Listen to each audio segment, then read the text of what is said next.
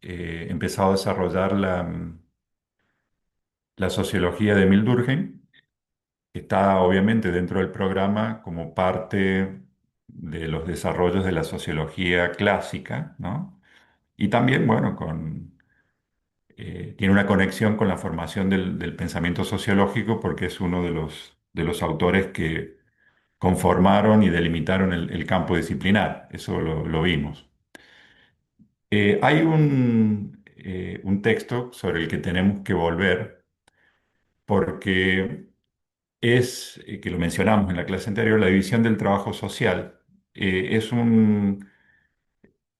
es un texto que está en la base de la arquitectura de toda la obra sociológica de Durkheim, porque de allí se derivan toda una serie de desarrollos e ideas que están bosquejadas allí, ¿no? Entonces, la división del trabajo social es un libro que explica cómo se mantiene unida la sociedad, cómo se mantiene cohesionada, los componentes que tiene.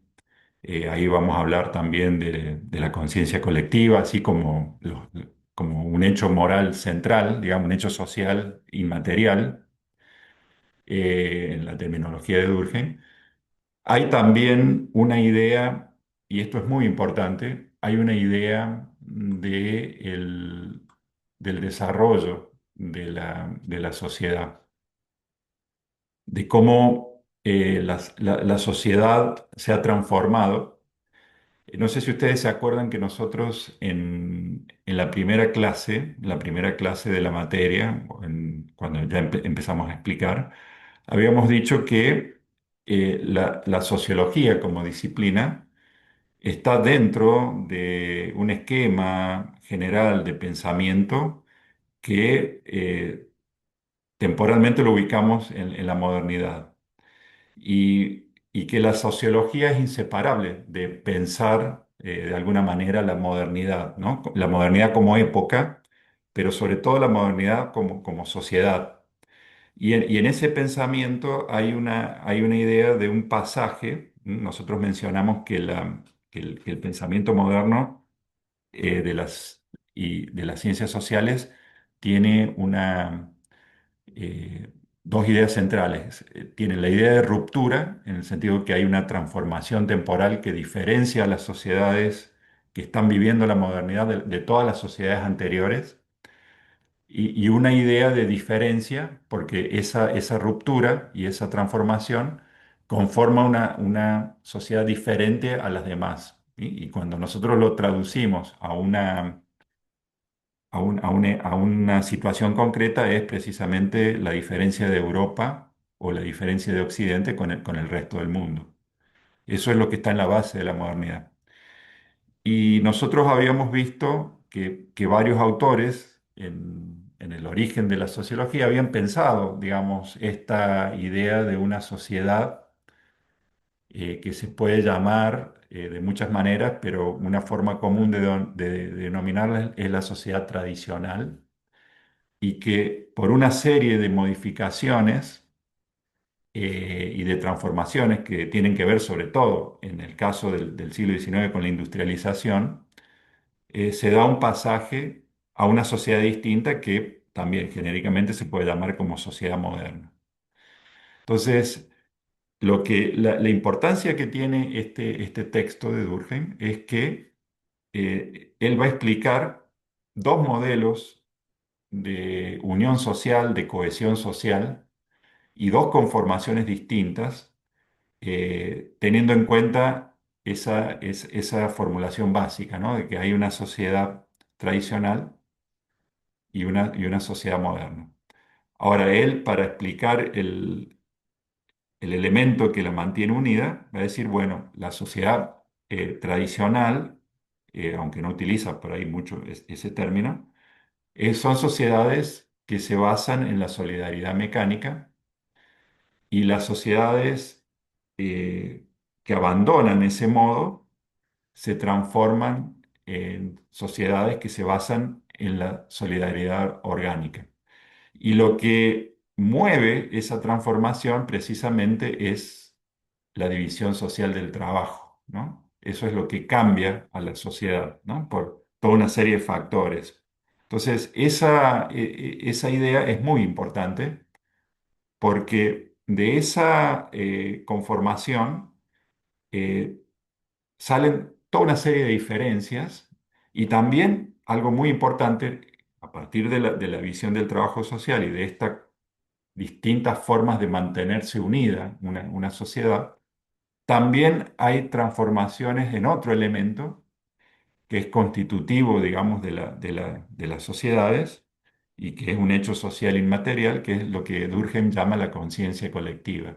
Es decir, que en el pasaje de esta sociedad tradicional basada en la solidaridad mecánica, mediante la división del trabajo, se pasa a una sociedad de solidaridad orgánica. Pero en ese pasaje se modifica la conciencia colectiva. No solamente hay un cambio demográfico, porque aumenta la población, hay un cambio institucional, porque hay una división del trabajo, entonces aparecen distintas conformaciones o distintas particularidades en esa misma sociedad. Entonces, emerge una conciencia colectiva diferenciada, ¿no? Que va a tener otras características, ya vamos a ver cuáles son las características de la conciencia colectiva. Y también lo que sucede es que aparece otra, otro sistema de valores y va a cambiar también, y ahí viene lo que vamos a ver hoy, va a cambiar el contenido de la conciencia colectiva, donde en una primera, en el primer modelo, en el modelo que se basa en en la solidaridad mecánica y que es la sociedad tradicional, el contenido es religioso, básicamente religioso. Es decir, que el elemento simbólico aglutinante de la sociedad basada en la solidaridad mecánica es una fuerte conciencia religiosa, de contenido religioso. En cambio, las sociedades basadas en la solidaridad orgánica van a tener por centro lo que él llama, lo que Durkheim va a llamar, no va a perder el carácter moral de la sociedad porque toda sociedad es un fenómeno moral en el sentido que es normativo, pero en el centro, digamos, de esa moralidad de la sociedad moderna, no va a estar la religión, sino que lo que va a estar es el individuo, ¿no? Y de esa centralidad del individuo van a salir toda una serie de relaciones, porque va a empezar a explicar la relación entre el individuo y la sociedad, ¿no? Y de ahí viene el tema del suicidio, del concepto de anomia, ¿no? Todas esas cuestiones que están ligadas a la socialización del individuo, ¿no? Fíjense cómo y eso lo va a desarrollar en un libro, ¿no? Que es el suicidio. Y al final de su carrera va a desarrollar también un texto que se llama Las formas elementales de la vida religiosa, donde va a volver a analizar la conciencia colectiva en una sociedad tradicional, ¿no? Entonces, es como que este texto de la división social del trabajo es lo que ha marcado como un proyecto de investigación en este autor, ¿no? Es la base de los desarrollos posteriores y conforman toda una arquitectura. ¿Y por qué digo arquitectura? Porque hay una relación directa entre la afirmación que él hace de una sociabilidad o una sociedad que tiene como hecho moral constitutivo o de cohesión, el culto al individuo, ¿no? Eso tiene una relación con el análisis que va a hacer del suicidio, que es como toda una serie de relaciones, digamos, del individuo con la sociedad que se va a analizar, que lo vamos a ver y que después se va a trabajar en un práctico. Pero por otro lado, él vuelve al tema de una conciencia colectiva primigenia conformada con contenido religioso y es uno de los últimos textos de Durkheim de 1912, Las formas elementales de la vida religiosa, que lo vamos a analizar. Bueno, la conciencia colectiva, esto también es digamos, un elemento muy importante en el desarrollo, digamos, de esta concepción sociológica, ¿no? Porque es un elemento que también es constitutivo, digamos, de la sociedad, porque tiene que ver básicamente con el conjunto de creencias ligadas a valores que están presentes en una sociedad, ¿no? En la mayoría de sus miembros. Esa sería la idea básica. Pero la característica principal que tiene en una sociedad basada en la solidaridad mecánica es que la conciencia colectiva forma parte, digamos, de un consenso moral, ¿no?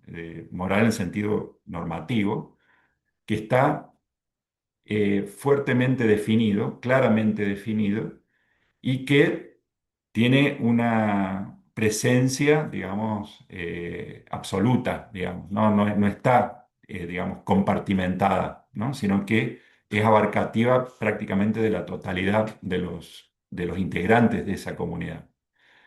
Entonces, la conciencia colectiva definida en la división social del trabajo, eh, que hace Durkheim sería el conjunto de creencias y sentimientos comunes al término medio de los miembros de una misma sociedad que tiene vida propia. Él dice que él, digamos, también esto es parte, digamos, de su visión sociológica, no está alojada, si bien está, digamos, se realiza y se materializa en cada individuo, conforma, digamos, una realidad aparte, ¿no? En el sentido que tiene una presencia que incide, digamos, en la conducta de los individuos, ¿no?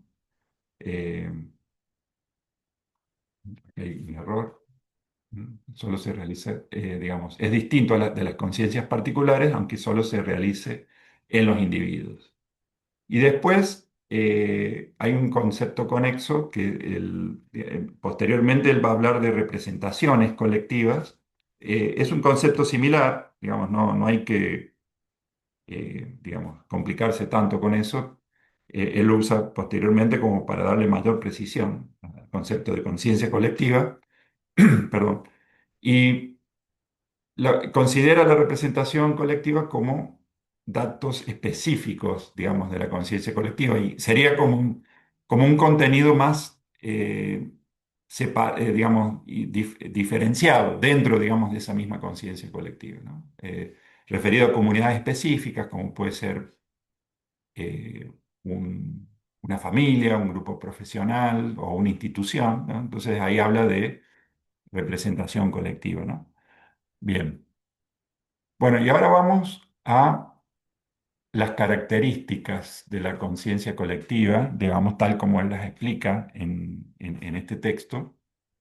Y esto, digamos, nos sirve para comparar, porque esto es lo que nos va a dar la pauta de cómo se modifica eh, este tipo de sociedad, cómo se modifica la sociedad, teniendo en cuenta la conformación de la conciencia colectiva, ¿no? Y no se olviden, no nos olvidemos que cuando él habla de transformación o modificación, digamos, de esta conciencia colectiva, está hablando de la modificación misma de la estructura social. Y acá vamos a admitir, ahí está. Y ese cambio estructural es lo que mencionamos hace un rato, ¿no?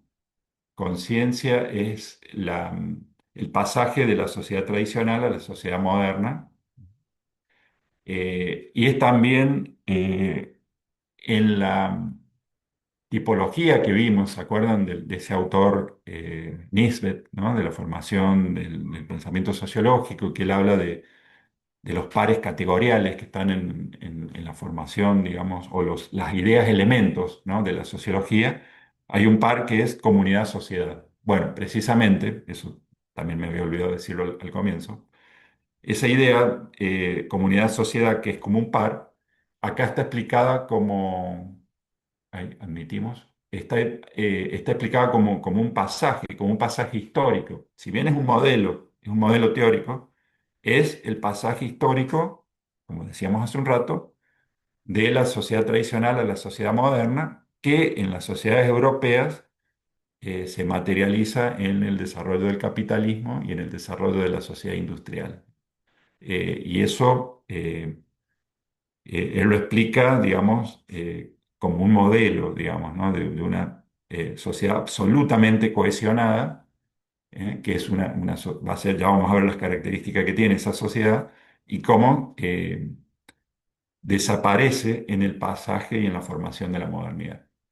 Bueno, él dice que la conciencia colectiva tiene cuatro dimensiones, pero esas cuatro dimensiones difieren precisamente según el modelo en el cual nos ubiquemos, ¿no? Si estamos en la sociedad de solidaridad mecánica, esas cuatro dimensiones van a tener una característica determinada, y en el otro tipo de sociedad eso se va a modificar. Se va a modificar porque eso es lo que explica también el modelo de transformación, ¿no? Por eso es tan interesante, digamos, este texto, porque da una de las claves de cómo se modificó la sociedad europea. Por supuesto, después lo hace extensivo a toda sociedad, ¿no? Como todo el pensamiento sociológico europeo hasta gran parte del siglo XX, ¿no? Eh, Después lo hace extensivo a toda sociedad, pero es una explicación del cambio social, digamos, que se sufre en la modernidad, ¿no? Y es constitutivo del pensamiento moderno, de las sociedades europeas, ¿no? Digamos, ruptura y diferencia. Esos dos conceptos es lo que explican el cambio, y este libro le da contenido. Bueno, la conciencia colectiva, dijimos, tiene cuatro dimensiones. La primera es el volumen, ¿no? La segunda es la intensidad. Eh, la tercera es la rigidez. Y la cuarta, muy importante, es el contenido de la conciencia colectiva. Entonces, el volumen, dice Durkheim, es la cantidad de gente que comparte una misma conciencia colectiva. ¿Mm? Ese es el volumen, ¿no? Entonces, obviamente, en las sociedades que se basan en la solidaridad mecánica, que son sociedades segmentadas, ya vamos a explicar qué quiere decir esto, conformadas por clanes, por familias, ¿no? Por grupos pequeños. La mayor parte de la gente que integra esos pequeños grupos comparte una misma conciencia colectiva, ¿no? Esa es una característica, ¿no? Es como que eso es lo que hace que la sociedad sea uniforme, porque la mayor parte piensa lo mismo, ¿no? Y eso que tiene muchas consecuencias, ¿no? En la conformación de la individualidad, porque en realidad no hay una separación individual, digamos, porque esta conciencia, digamos, igualitaria, no lo permite, digamos. El individuo no está diferenciado en este caso. Ya vamos a ver por qué.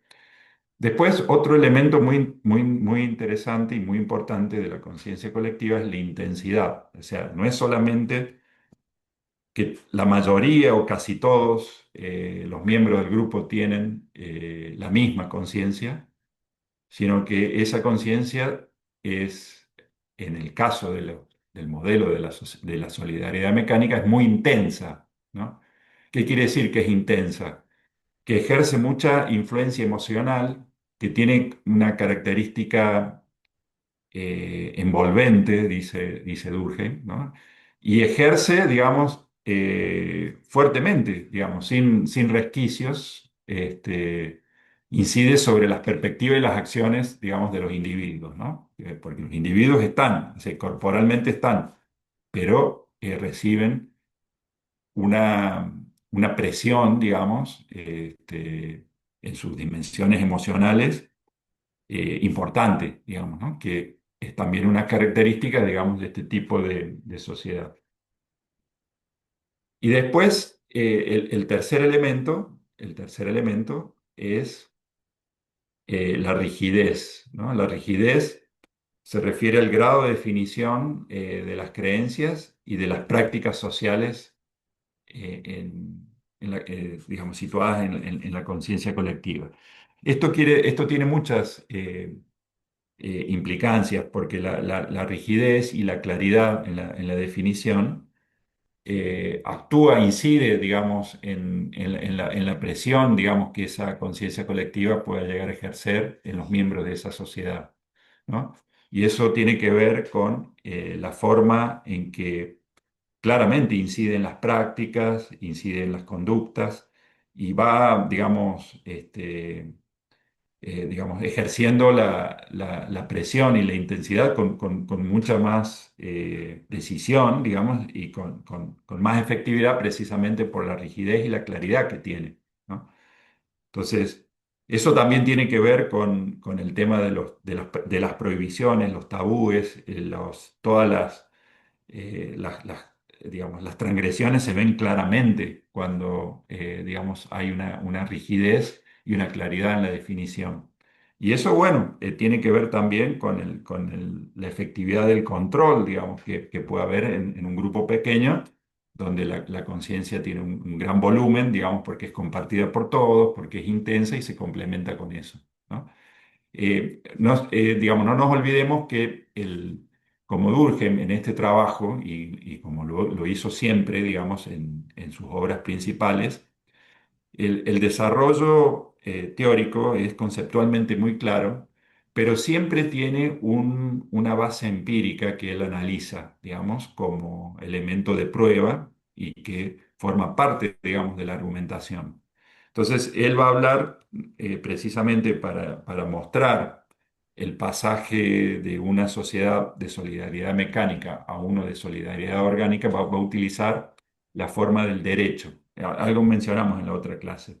Entonces, él va a decir que las sociedades que tienen un volumen alto de conciencia colectiva en los integrantes, que es intensa, digamos, porque hay mucha influencia emocional, que es rígida, ¿no? Porque tiene un alto grado de definición y claridad para incidir en las prácticas. El elemento empírico que él utiliza para demostrar eso es el derecho, la forma que tiene el derecho en esa sociedad.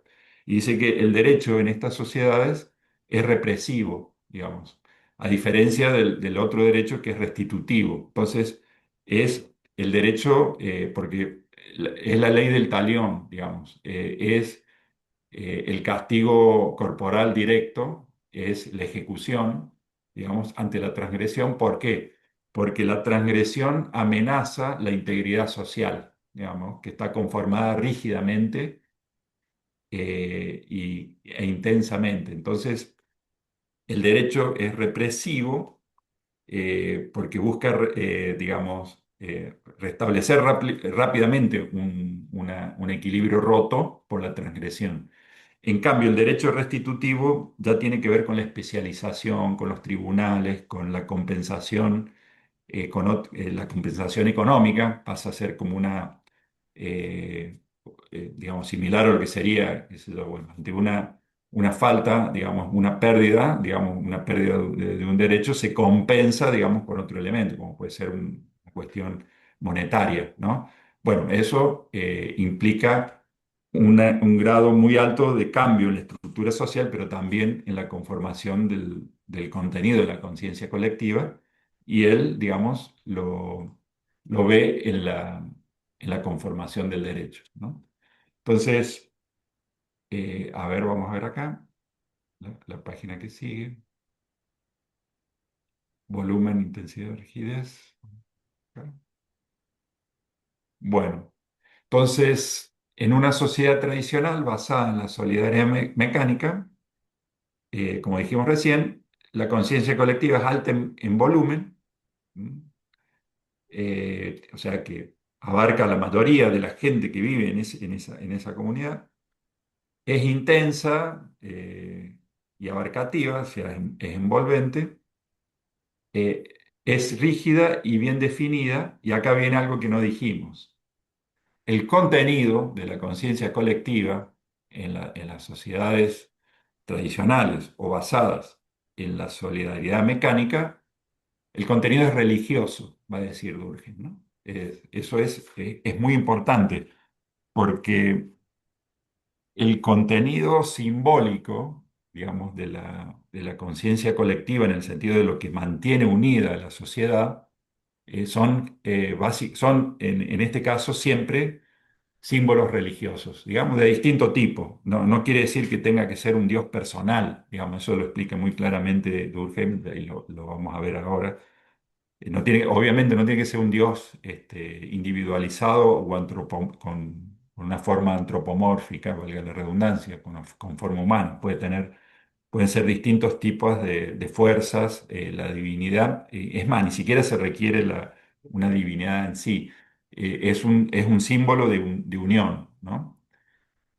Entonces, la unidad de la sociedad se encuentra en el hecho de existir un conjunto de valores y creencias que están fuertemente definidos y que aseguran que las acciones de todos sean conformes a esos valores y creencias, ¿no? Entonces, digamos, conformación es lo que mantiene la cohesión social, ¿no? Eh, ¿Alguna pregunta? No sé si... Bueno, y estas sociedades claramente son de estructura simple, son sociedades segmentarias. Segmentaria es un término técnico que se utiliza en la clasificación de los tipos de sociedad, que se usa mucho en la antropología, y se refiere a las sociedades que están organizadas en torno a linajes, ¿no? Un linaje, bueno, una familia es una sociedad que cuando es solamente la familia, es una sociedad segmentaria porque se basa también en una línea de filiación y eso es lo que estructura también la sociedad, ¿no? Después, bueno, sí, hay alianzas de familias que pueden conformar un clan y un clan pueden conformar una tribu. Pero, digamos, esas sociedades conformadas así no tienen una diferenciación interna importante porque no existe todavía esa división del trabajo social que hace que el vínculo o la solidaridad sea completamente distinto, que sería por interdependencia, como vamos a ver. Entonces, estas sociedades que tienen esa conciencia colectiva uniforme, rígida, claramente definida, digamos, con un alto contenido emocional, es, digamos, de este tipo de sociedad. Y que precisamente es lo que va a analizar Durkheim cuando analice la religión, ¿no? En la sociedad totémica, ¿no? Que tiene un tótem. Bueno, entonces, esto también es muy importante eh, porque fíjense cómo del modelo de sociedad, de solidaridad mecánica, Durkheim va a explicar como forma, digamos, también de estructurar la conciencia colectiva, el tema de la religión. Y como problema de la sociedad moderna, basada en la solidaridad orgánica, él va a analizar los distintos problemas de la socialización, ¿no? Que tiene en relación a esa sociedad con sus individuos, ¿no? Entonces, de una sociedad va a salir un texto, perdón, de un modelo de sociedad, lo va a complementar en el texto, digamos, de las formas elementales de la vida religiosa y del otro tipo de sociedad va a seguir explicándola a partir de la tipología del suicidio, ¿no? Entonces, pero lo que está en la base, en Durkheim, que no hay que perder de vista, es cómo él explica la cohesión social, ¿no? Cómo explica, o sea, porque ese es el gran problema, digamos, de su sociología. Cómo se transformó, se modificó la cohesión social en el cambio histórico de la sociedad tradicional a la sociedad moderna y los problemas de integración social que están implícitos en la sociedad moderna por ese cambio en la conformación, ¿no? Ese es el ABC, el núcleo, digamos, a nuestro entender, digamos, de su sociología. Pero siempre analizando, digamos, casos concretos con muchísimo material empírico, pero bueno, es la idea, digamos, que subyace, ¿no? Entonces, el cambio social de la solidaridad orgánica, perdón, de la mecánica a la orgánica, es, como dijimos, ese pasaje de la sociedad tradicional a la moderna. Y él va a decir que eso tiene que ver también con otros cambios que se dan en la sociedad a nivel material. Él habla de hechos sociales materiales.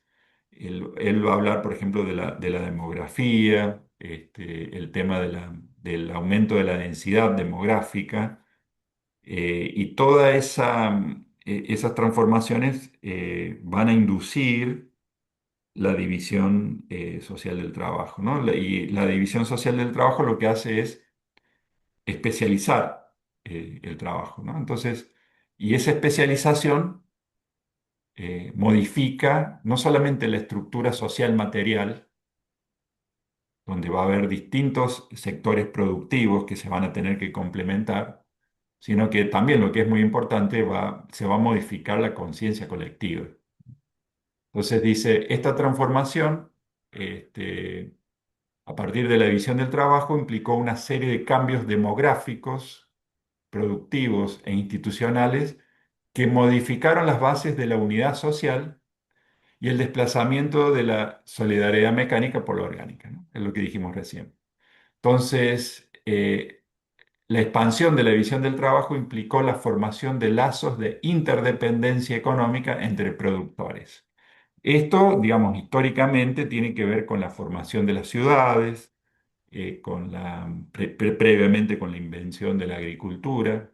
Entonces, cuando aparece la agricultura en la historia de la humanidad, empieza una especialización, porque ya empieza a haber una dependencia, por ejemplo, de los productores de alimentos que se dedican a la agricultura de quienes se quedaron como especializados en el uso de las armas, ¿no? Y de la utilización, digamos, de los caballos para defenderse de otros grupos o para atacar otros grupos, ¿no? Entonces ahí ya hay como una diferencia que antes no existía en los pequeños grupos clánicos o tribales o familiares, porque había como una rotación, digamos, en los trabajos, ¿no? Y todos hacían más o menos lo mismo.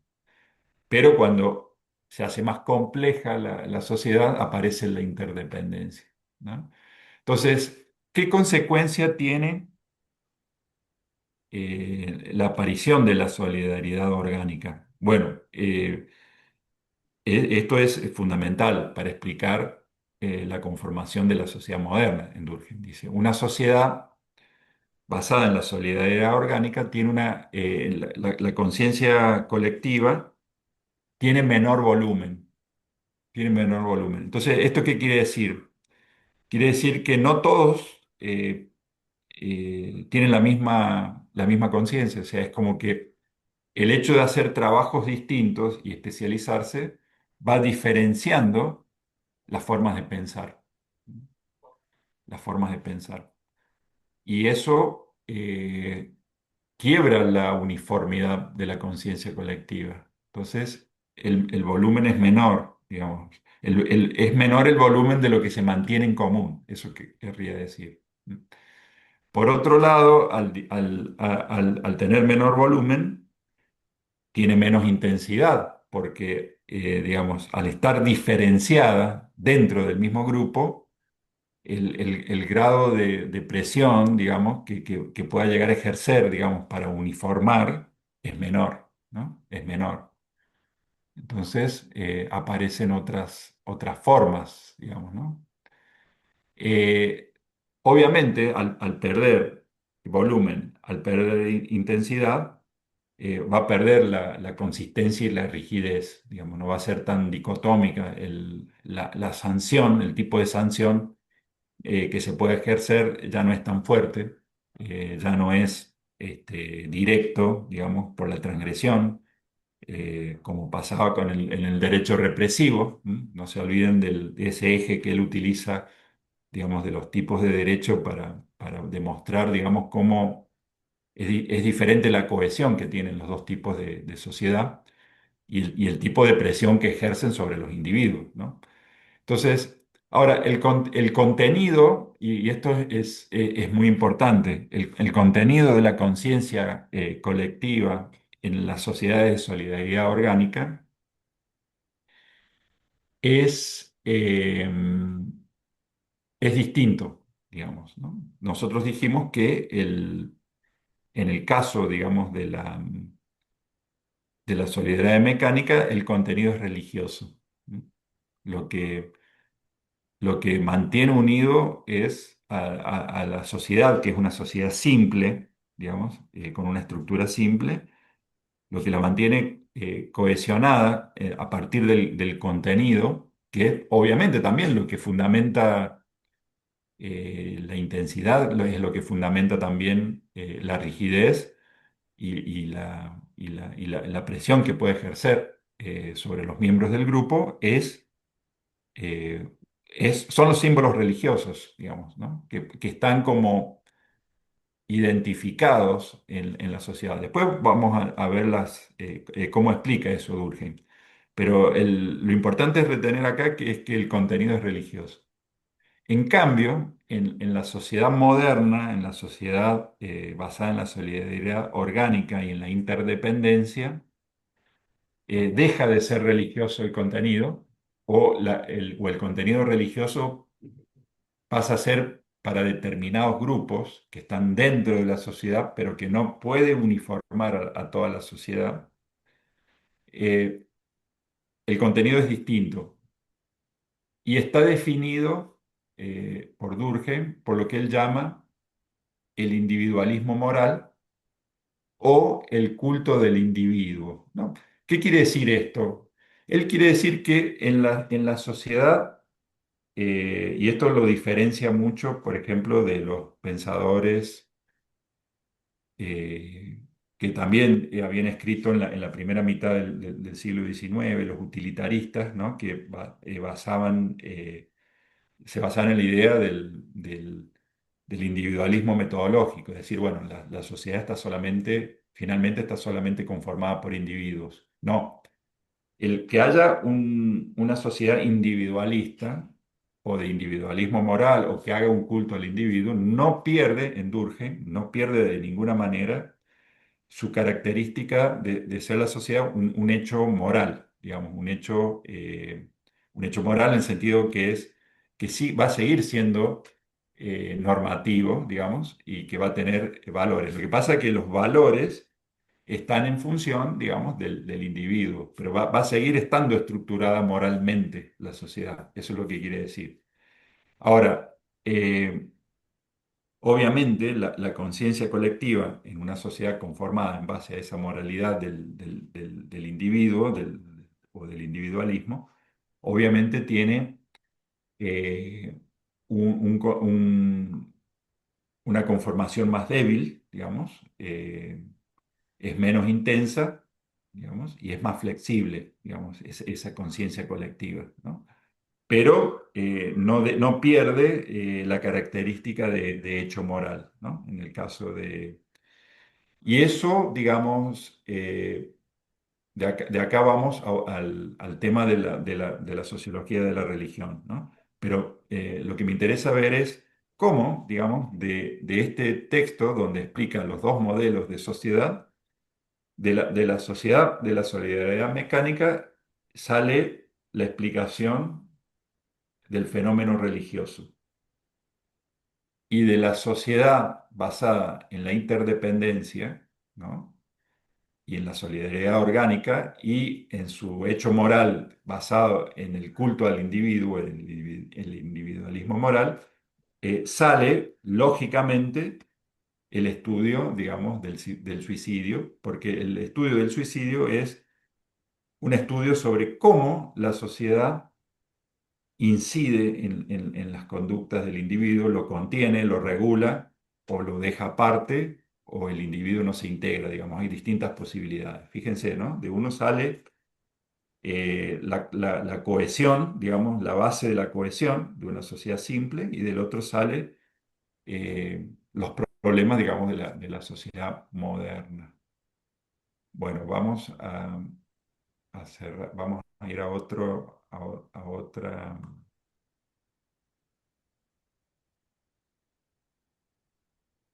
pero esta la vamos a cerrar primero. Voy a dejar de compartir.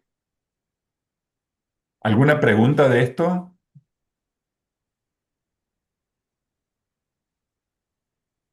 Perdón. Vamos a ir primero, vamos a marcar esto primero. Profe, Sí, yo tengo una pregunta. Me quedó la duda, no entendí muy bien lo de los derechos que Durkheim analiza una base dentro de una base empírica, las características de la conciencia colectiva. claro, claro. Lo que yo dije es que Durkheim, digamos, en todos sus desarrollos teóricos, utiliza un conjunto de pruebas que serían como su base empírica para demostrar lo que está diciendo teóricamente, digamos, conceptualmente.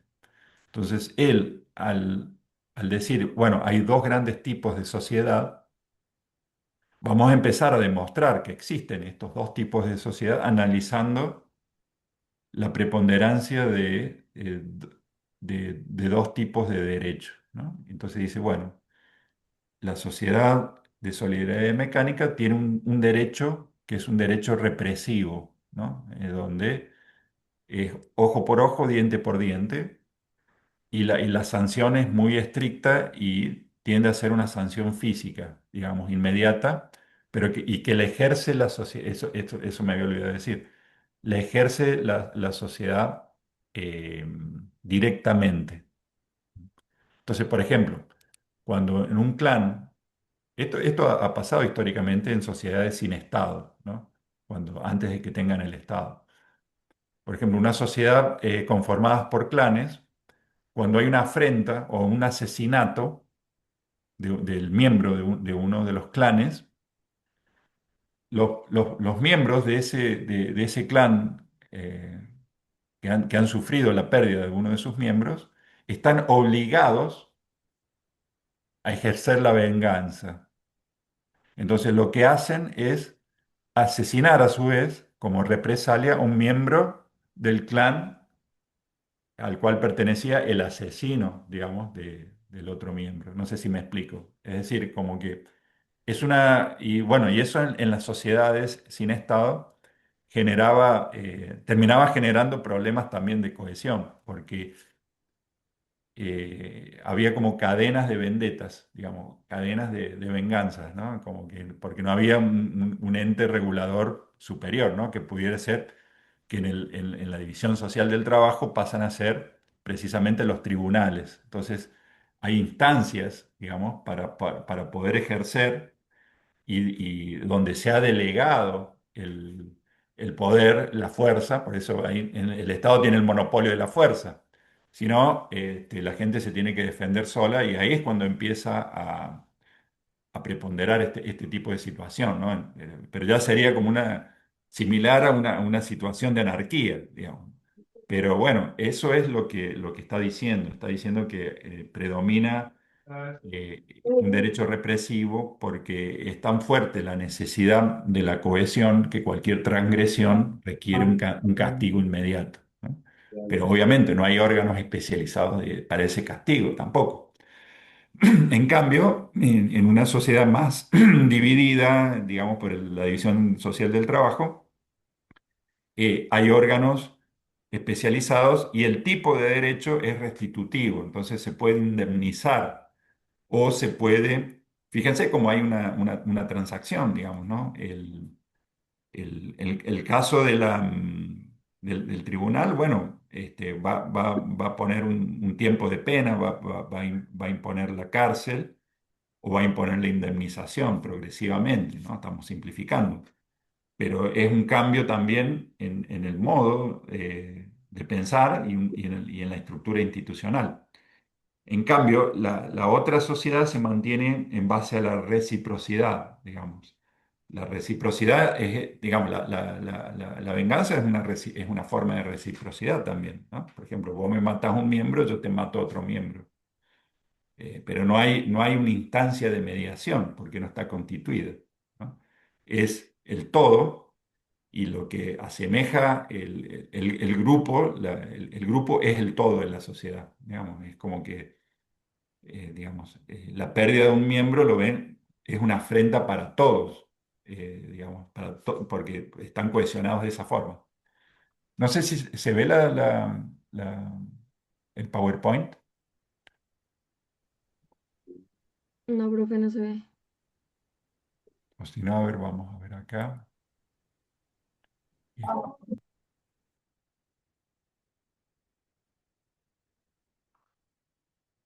a ver, división del trabajo social. Vamos a ahí está, vamos a compartir.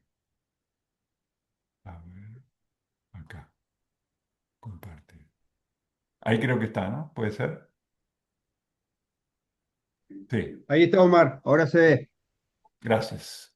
Bueno, acá este libro, como ven ustedes, es un libro de los últimos y también uno de los más importantes. Este libro es también uno de los, inicia el campo, el subcampo de estudio de la sociología de la religión, ¿no? Y también utiliza el mismo proceder, digamos, de analizar una idea, digamos, de la religión, pero situada en un tipo, en una sociedad concreta, y él va a analizar una forma simple de religión que es el totemismo, el tótem, ¿no? El tótem, digamos, también, y de una sociedad simple, ¿no? Como son las sociedades clánicas, ¿no? A ver acá. Eh, La religión, entonces, es un hecho social, digamos, es un hecho social que tiene múltiples dimensiones.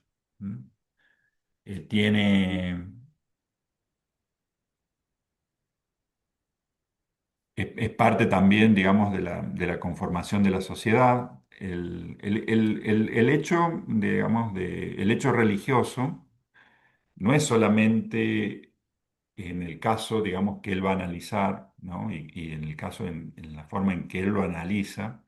La religión es una parte constitutiva de la sociedad, ¿no? Acá hay como si nosotros, por ejemplo, retomamos lo que vimos en las clases anteriores, no sé si ustedes se acuerdan, en la formación del pensamiento sociológico, había una línea, digamos, que venía de la Ilustración, ¿no? Y que va a ser en alguna medida seguida por el marxismo, ¿no? Para que ustedes vean la diferencia que hay entre las distintas corrientes sociológicas. Eh, en el pensamiento ilustrado, la religión es un pensamiento, un conocimiento falso, digamos, ¿no? Que forma parte, bueno, eso también está en alguna medida en Comte, ¿no? Forma parte, digamos, de una etapa de la humanidad, digamos, donde hay un sistema de creencias, ¿no? Que está conformado religiosamente. Bueno, Durkheim también lo explica así, pero para Durkheim la religión es mucho más que eso. No es un conocimiento falso, sino que es parte constitutiva de la sociedad, ¿no? Y ha sido así históricamente, ¿no? Entonces, la religión tiene una función, digamos, en la cohesión social, ¿no? Eso lo diferencia de otros pensadores que ven a la religión como un fenómeno, digamos, que ha sido superado, ¿no? Y que también está en el pensamiento de la modernidad, ¿no? Porque se ve, digamos, sociedades que están cada vez más secularizadas, Ya vamos a explicar también, eso lo vimos, ¿no? Cuando hablamos de la secularización, pero lo podemos ver de nuevo, ¿no? La secularización precisamente es la pérdida eh, de la presencia de la religión en la sociedad, ¿no?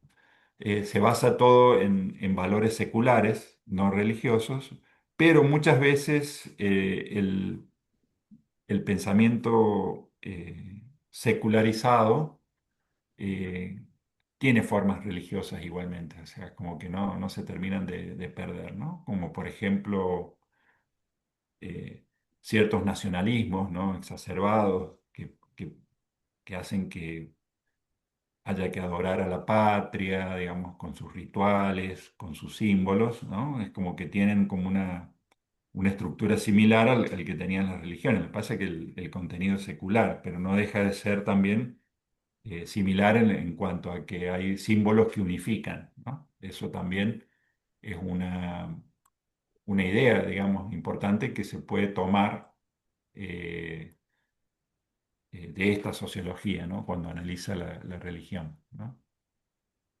Eh, Él dice que la religión contiene desde el principio, pero en estado confuso, todos los elementos que al disociarse, determinarse y combinarse de mil maneras, dieron nacimiento a las diversas manifestaciones de la vida colectiva, ¿no? Esto también tiene implicancias en lo que sería una sociología del conocimiento, ¿no? Como que muchas veces el origen del conocimiento está estructurado en forma inseparable de clasificaciones de tipo religioso, ¿no? Como cuando se empieza cuando se empiezan a registrar los fenómenos naturales, que después eh, van a derivar en un conocimiento científico, ahí parece una cuestión medio evolutiva, ¿no? Pero es así. eh, Hay, digamos, los fenómenos naturales son interpretados en sentido religioso, digamos, ¿no? Por las sociedades tradicionales. Y de hecho, hay el conocimiento del comportamiento de los astros también, digamos, es inseparable de la religión, ¿no? Si nos situamos en la época del tótem, ¿no? Entonces, por eso hay una identificación, digamos, de determinados astros como el Sol con dioses que están en muchas culturas, ¿no? Entonces, pero eso después va a derivar en un conocimiento de la astronomía, digamos, en la elaboración de calendarios, ¿no? Entonces, eso es inseparable de la religión, ¿no? En las sociedades tradicionales del Antiguo Oriente, ¿no? Entonces, la religión es no una cuestión, en este caso, y esto también hay que aclararlo, la religión es un hecho social, digamos, no es una teología en el caso de Durkheim, ¿no? Él hace una sociología de la religión y la religión se explica socialmente, ¿no? Entonces, todo lo que él va a decir de la religión es en función, digamos, de lo que la religión es para la sociedad y concretamente en su pensamiento, porque Durkheim es un pensador secular, digamos, no es un pensador religioso.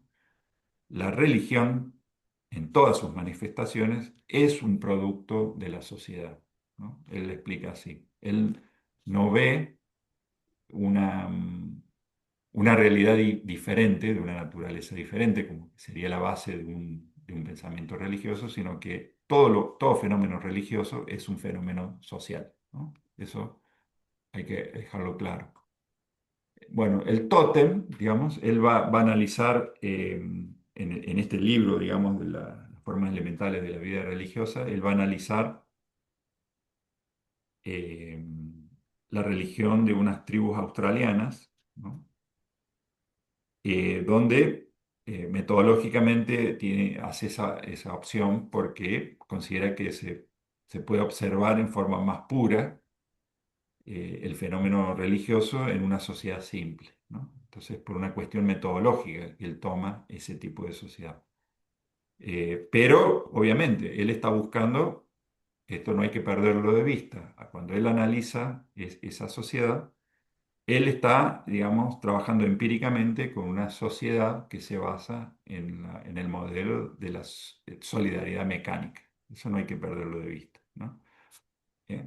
No hay que perder de vista que en las formas elementales de la vida religiosa él también está analizando la conciencia colectiva tal como se manifestaba en esas sociedades y donde hizo la afirmación en el libro anterior que la conciencia colectiva en esas sociedades tiene un contenido religioso. ¿No? Tiene un contenido religioso. Y es lo que va a analizar en este libro. Entonces, el totemismo es un sistema religioso en el que ciertas cosas, como animales y plantas, se consideran sagrados. ¿No? Se consideran sagradas y emblemas del clan. ¿No? Entonces, el totemismo es la forma más simple de religión, eh, comparable a una forma igualmente simple y primitiva de organización social. Eh, y después, digamos, por eso hay que leer el libro, al demostrar que el clan era la fuente del totemismo, se demostraría también que la sociedad era la fuente de la religión. ¿Mm? Sí, porque lo que él va a decir básicamente es que, porque hay un tótem, el tótem es la divinidad, ¿no?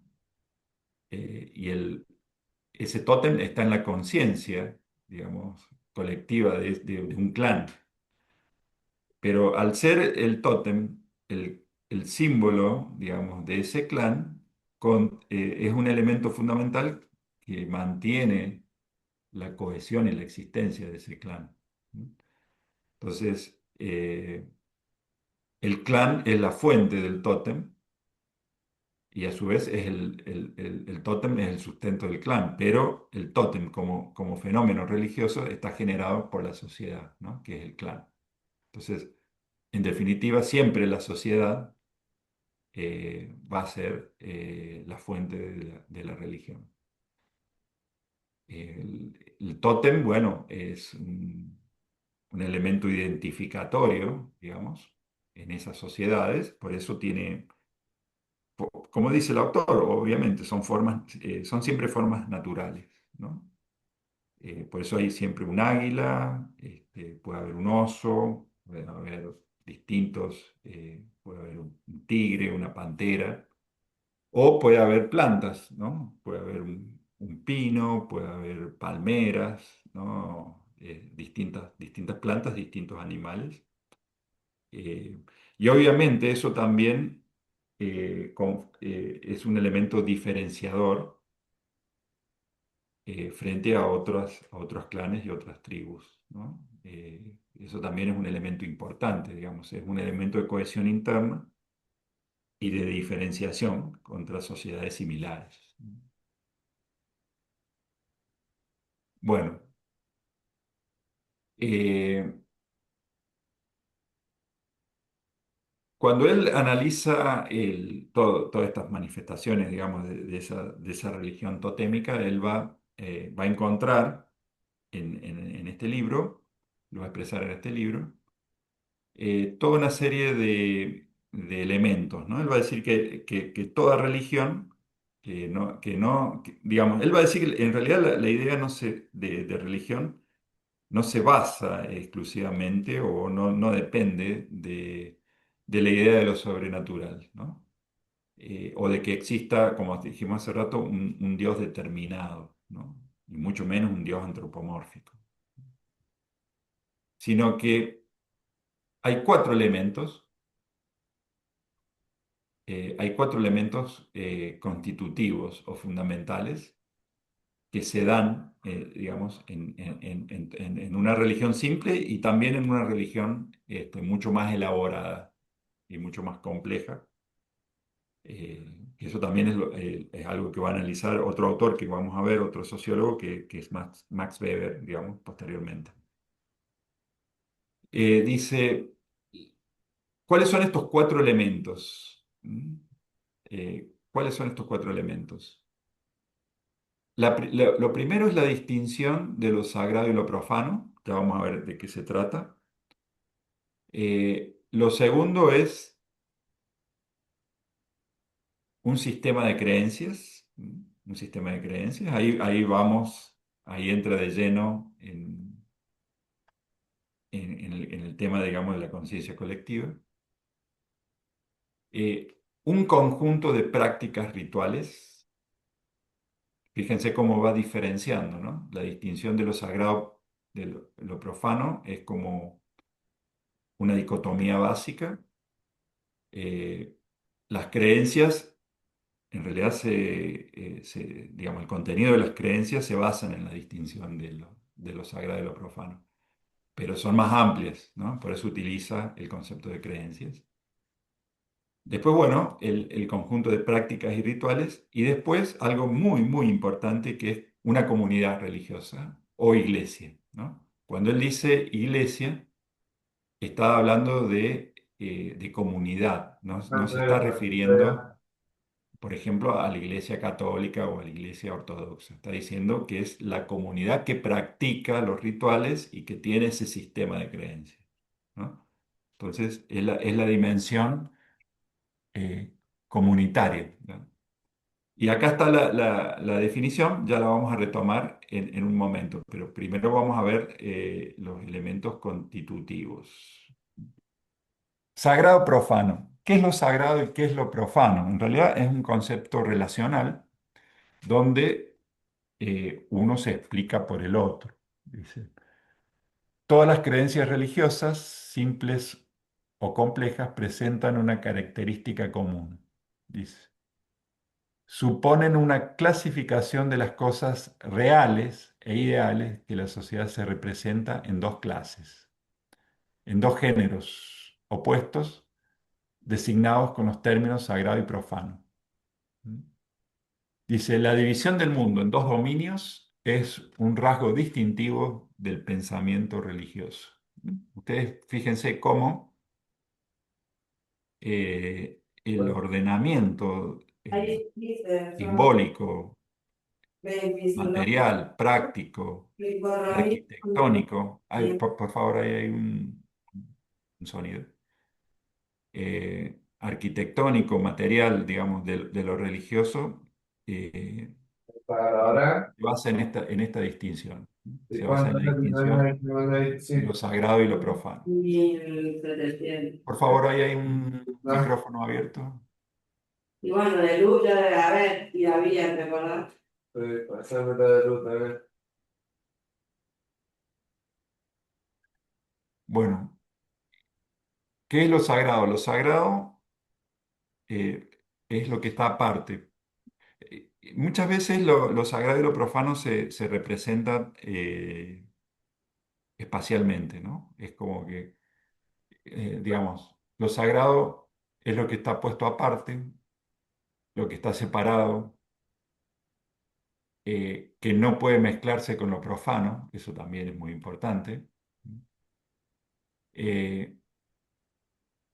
y hay una diferencia absoluta entre lo Pesos. sagrado y lo profano, ¿no? Pero para Entonces, 77 pesos. dice, estos mundos son rivales. Entonces, ¿qué quiere decir esto? Que no se puede pertenecer a uno u otro, digamos, digamos, no se puede pertenecer a los dos, sino que se puede pertenecer a uno Disculpe, u otro. profe, Sí, disculpe. Los micrófonos, por favor, un poco de respeto a los que estamos escuchando la clase, gracias.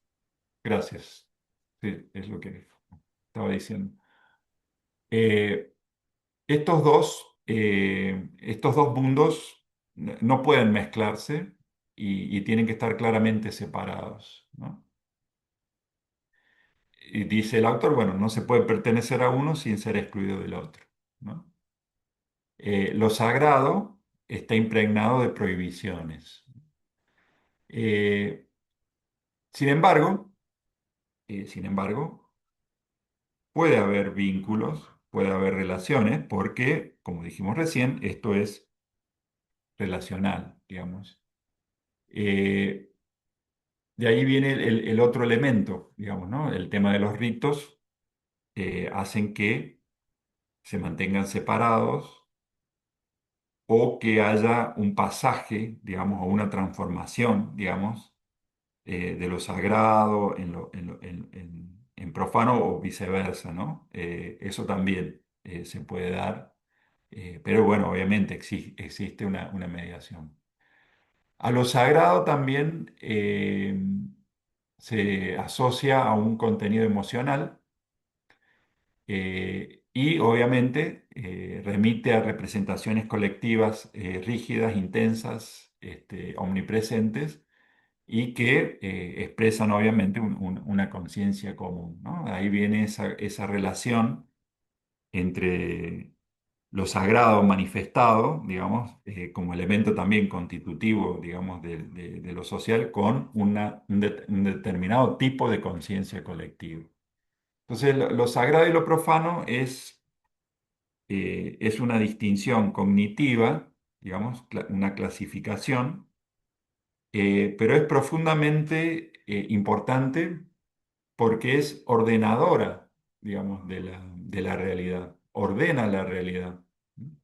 Y fíjense cómo están muchas cosmovisiones, ¿m? Y este es el elemento clasificatorio, digamos, es muy importante. Y por eso Durkheim va a decir que en la religión está el origen de muchas representaciones sociales, ¿m? De muchas representaciones sociales, de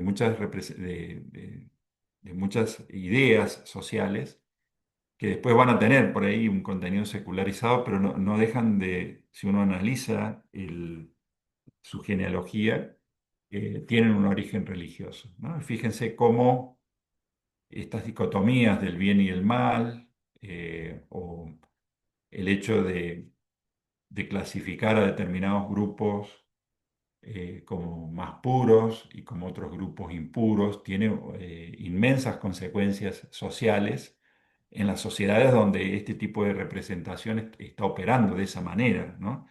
Eh, digamos, cuando uno habla, por ejemplo, de un sistema de castas, ¿no? Un sistema de castas en determinadas sociedades históricas, no digo que existan así exactamente igual, actualmente,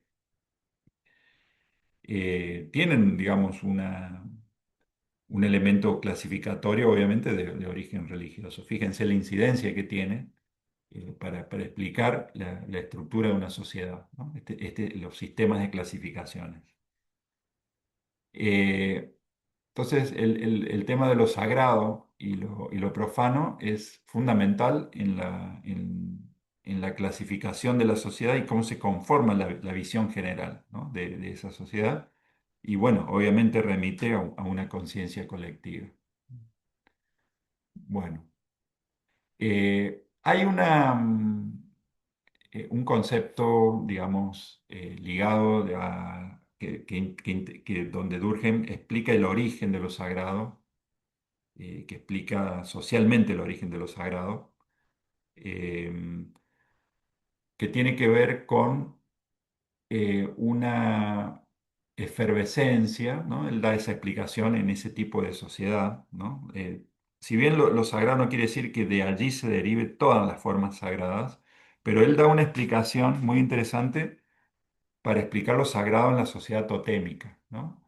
Y que la idea de lo sagrado remite a una separación, digamos, entre la sociedad y el individuo, donde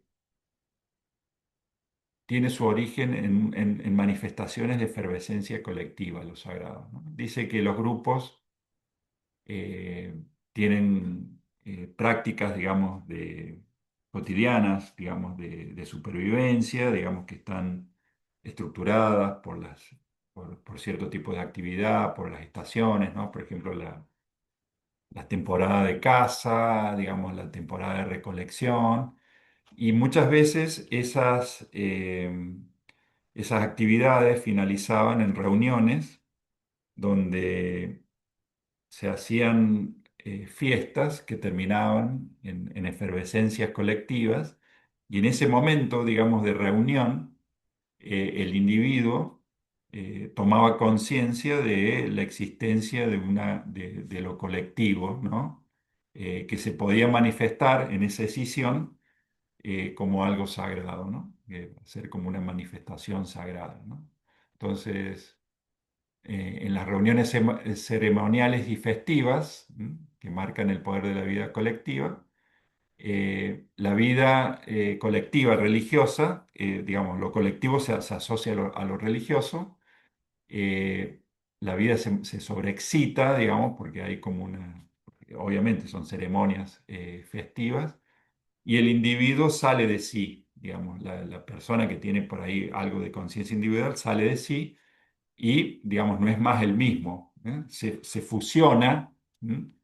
Se fusiona con el todo, ¿no? Con el todo social de su pequeña comunidad, ¿no?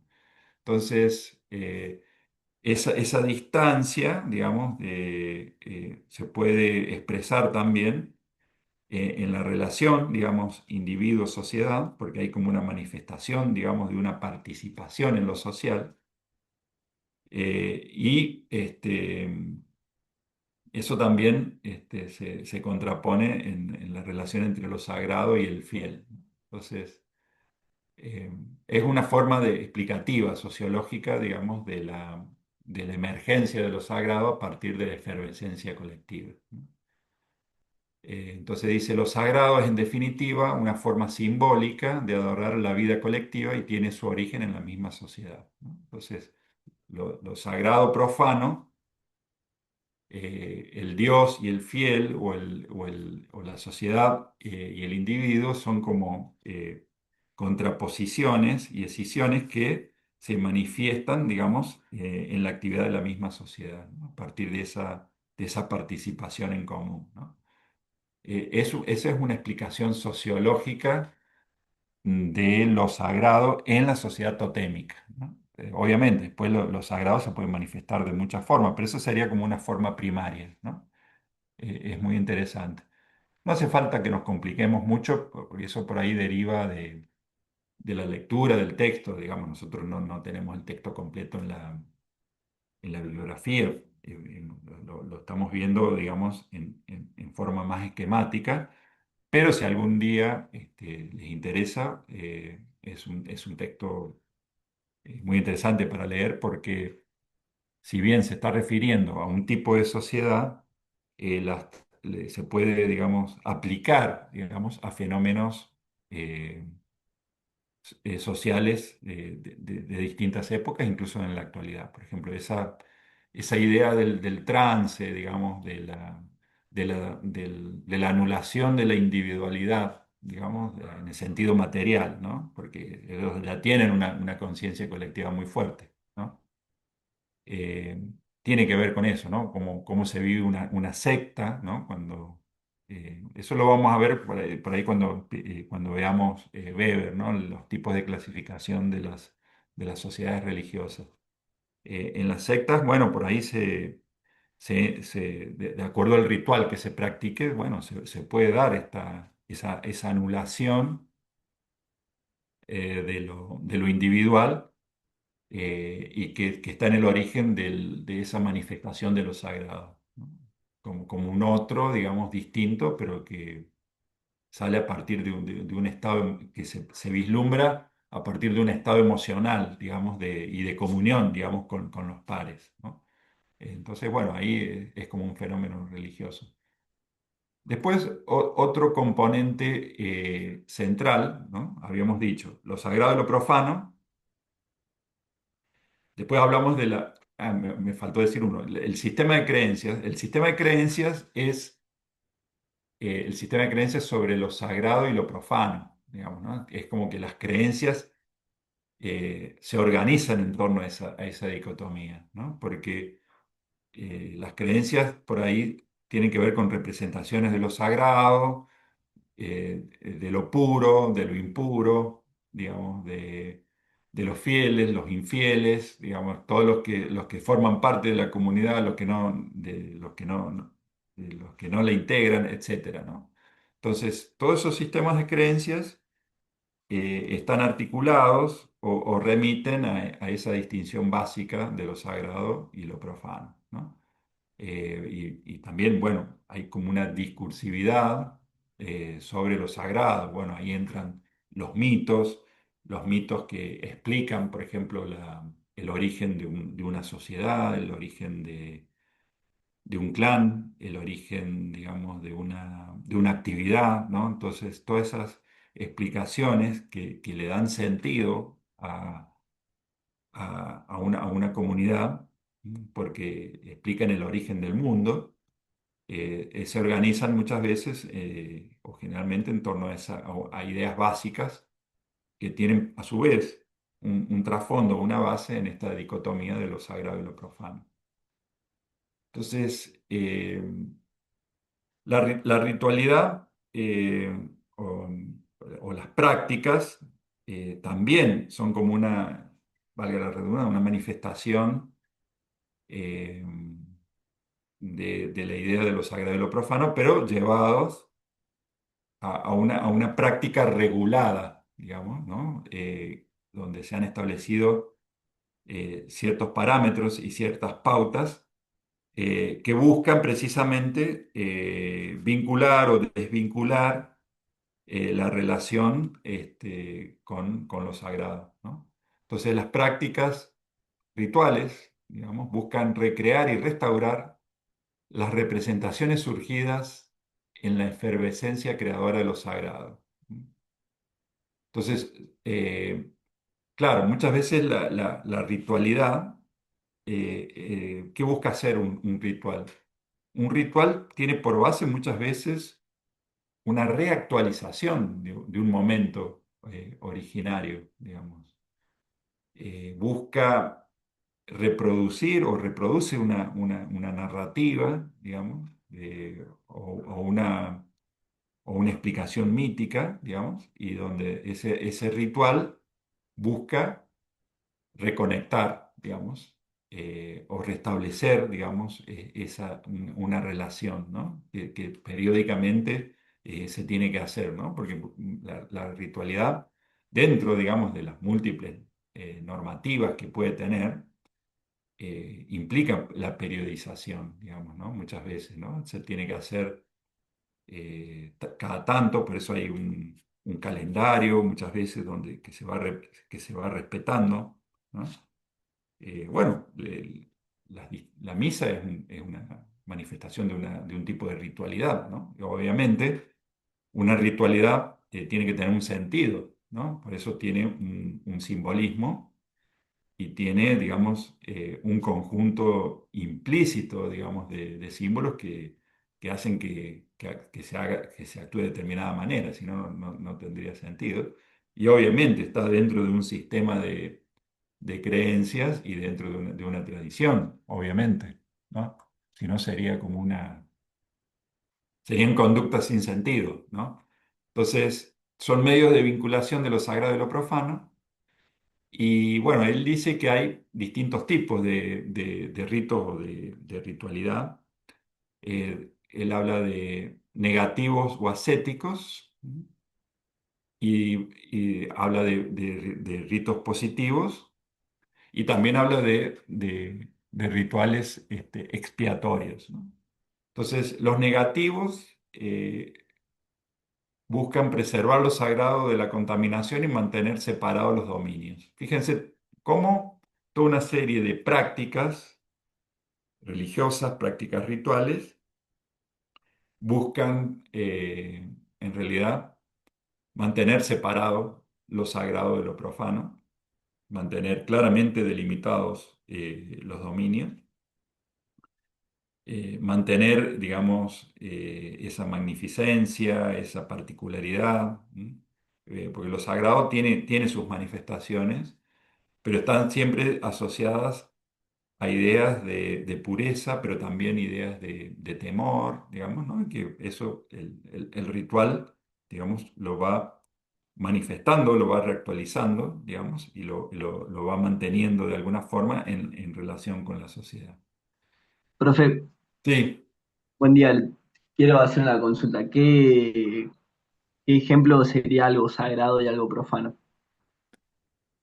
Bueno, hay multiplicidad de ejemplos según en la, en la religión que nos situemos, pero por ejemplo, una iglesia cristiana que está construida con determinada forma, y que contiene determinados símbolos en su interior, es un espacio sagrado. De hecho, las iglesias están consagradas.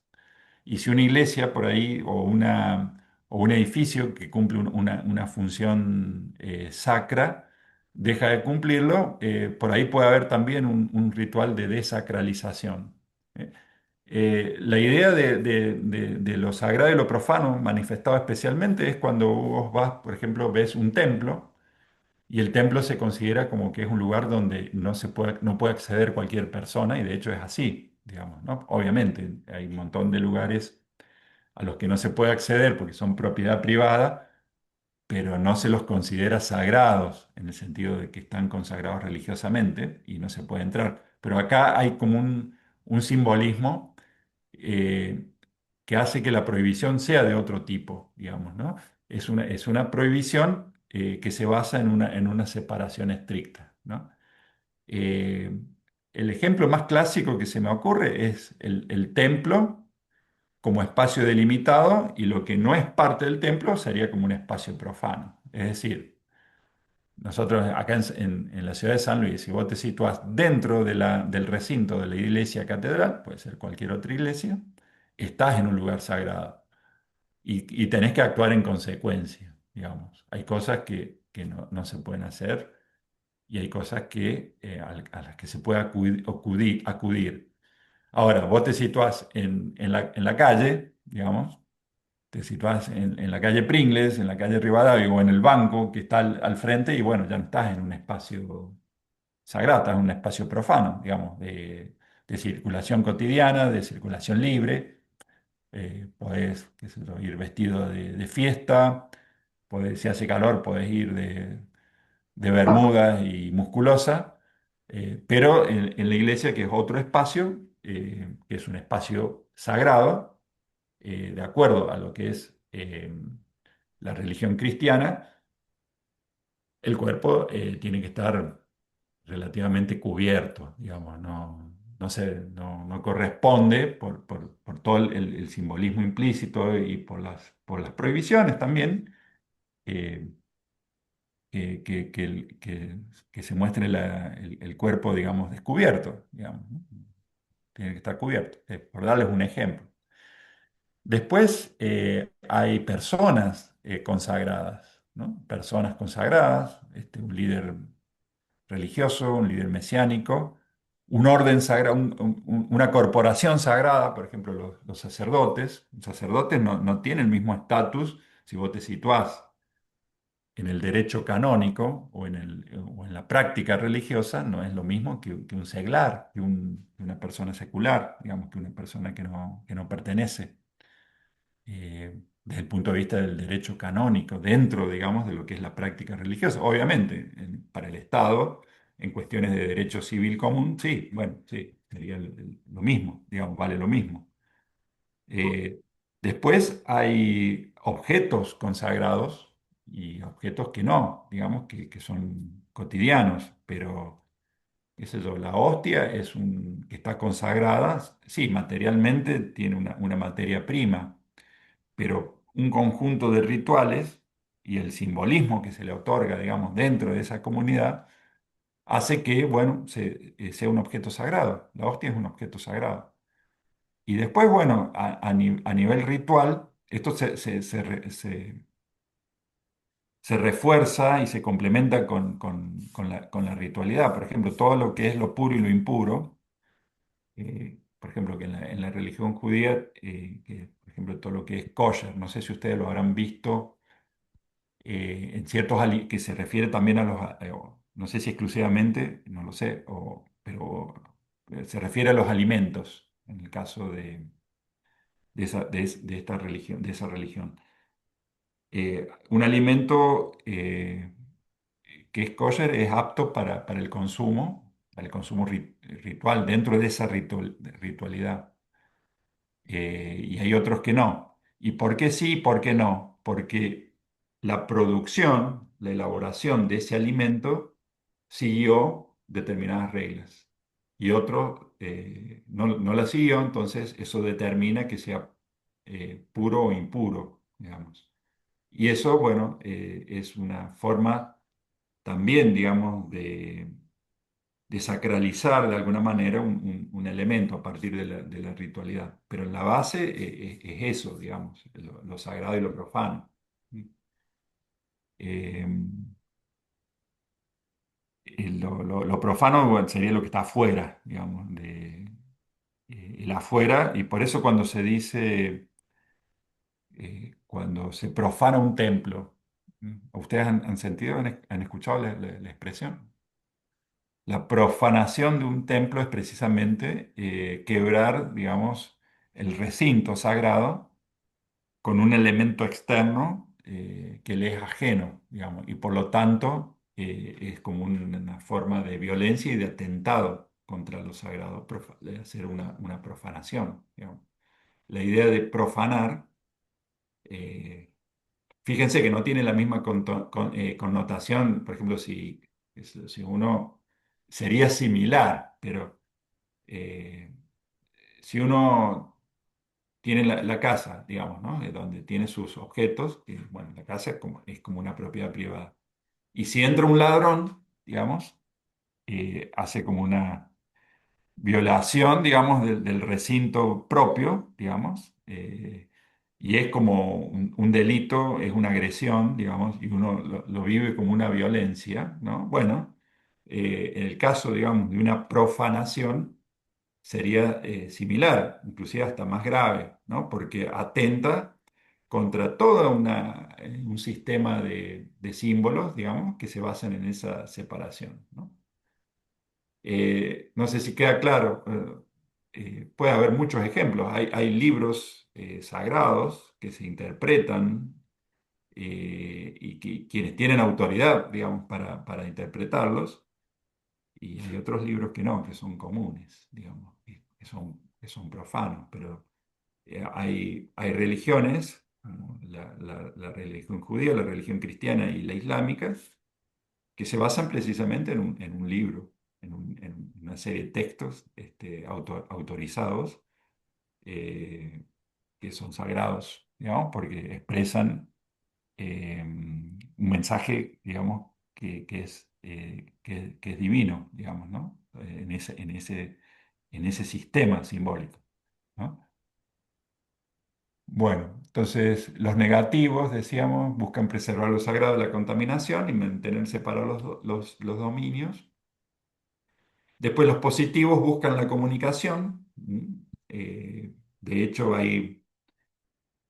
también se le llaman también rituales, hay propiciatorios, ¿no?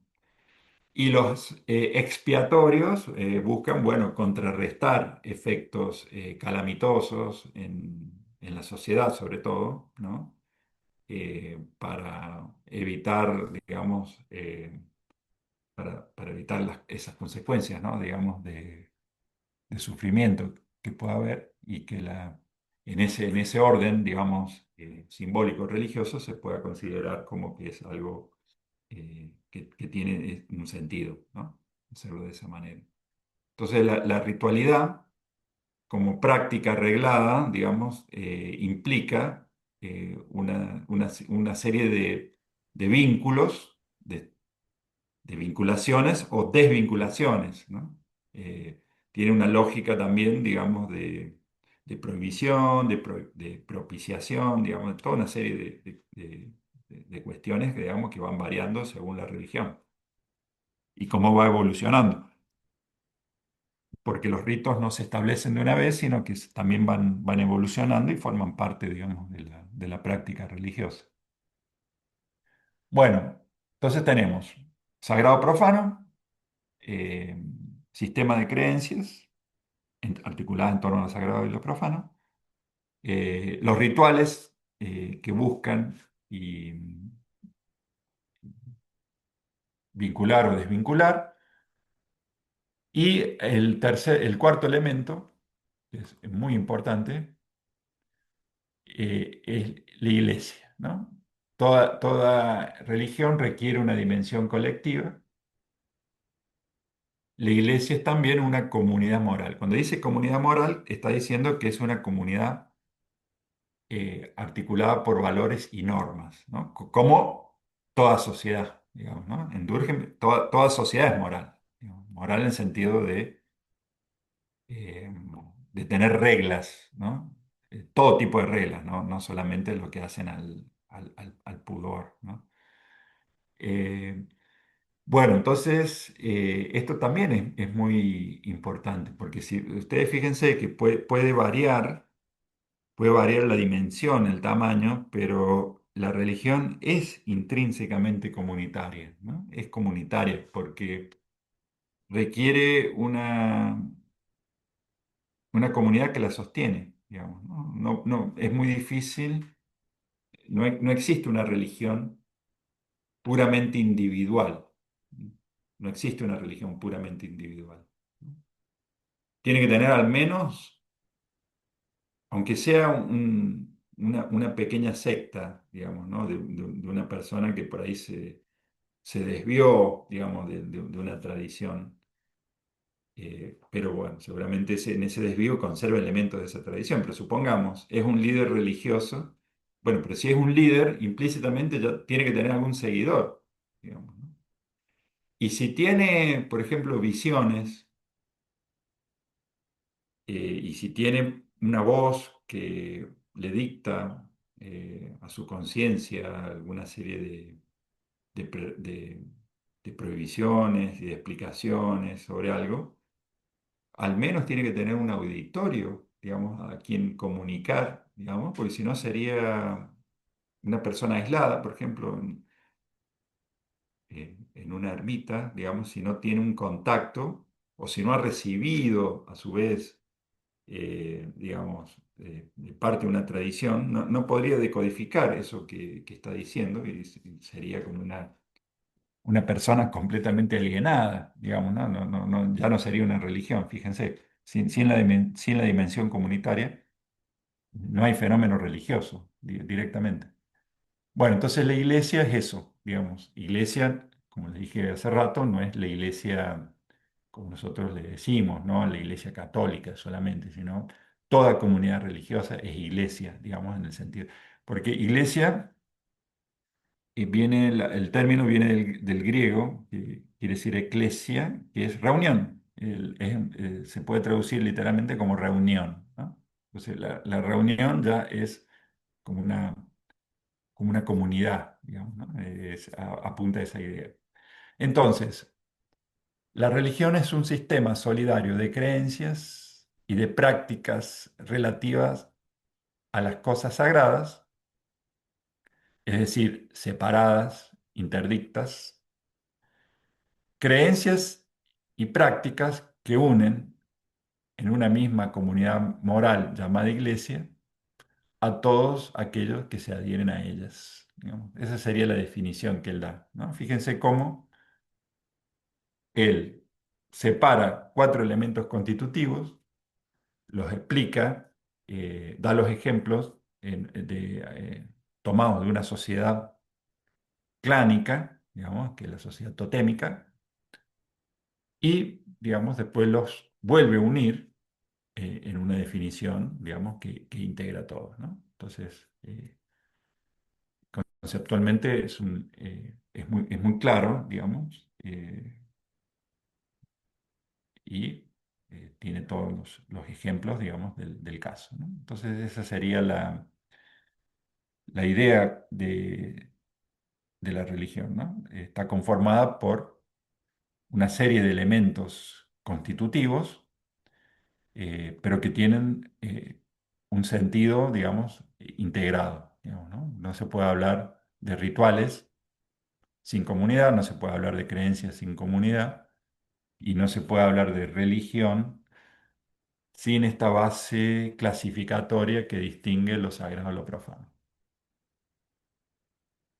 Bueno, ¿alguna pregunta de esto? Vamos a el suicidio. Quedó claro, ¿no? Que la religión es el contenido de la conciencia colectiva en las sociedades que tienen que están unidas en base a la solidaridad mecánica, ¿no? Eso tiene que quedar claro, ¿no? Bueno, vamos a ver acá primero. Vamos a... Profe, Sí, a mí me quedó una duda, no sé si podría volver a explicar lo que es la efervescencia colectiva. la efervescencia colectiva. Bien, bien. La efervescencia colectiva es como un estado eh, de comunión, es decir, donde las personas están con sus pares y, digamos, el estado de efervescencia anula la individualidad. El, el individuo se fusiona con su pequeña comunidad y, digamos, y actúa en masa, digamos, por decirlo de alguna forma. Eso se ve, por ejemplo, por ejemplo, en algunos rituales, pero, por ejemplo, por ejemplo, para darles un ejemplo que puede tener cierta similitud, ¿no? Eh, un concierto donde, bueno, ya están todos los seguidores de un cantante, no importa quién, pero un concierto, digamos, no tan masivo, digamos, pero sí con mucha gente, ¿no? Y donde, bueno, todos empiezan que ya conocen las canciones, son como fanáticos de ese cantante. Y bueno, y hay una canción muy apreciada, bueno, empiezan todos a cantar juntos, digamos. Y, y ese estado emocional, digamos, de estar haciendo todos lo mismo, o también puede ser cuando en una tribuna de fútbol, ¿no? Cuando todos cantan, digamos, al unísono después de un gol, porque están todos así emocionados, porque le están ganando al clásico rival, supongamos, ¿no? Un gol de River.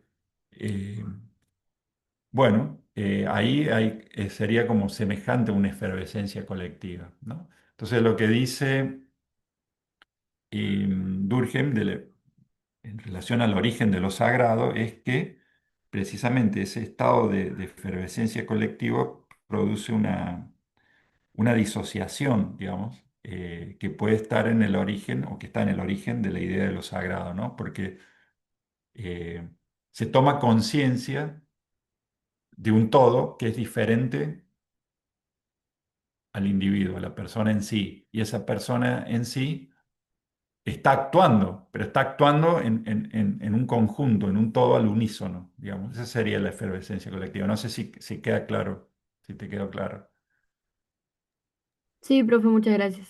Bueno, Profe, sí, respecto a lo que decía, podría decirse que un estado de, no me sale la palabra, pero por efervescencia. ejemplo, efervescencia.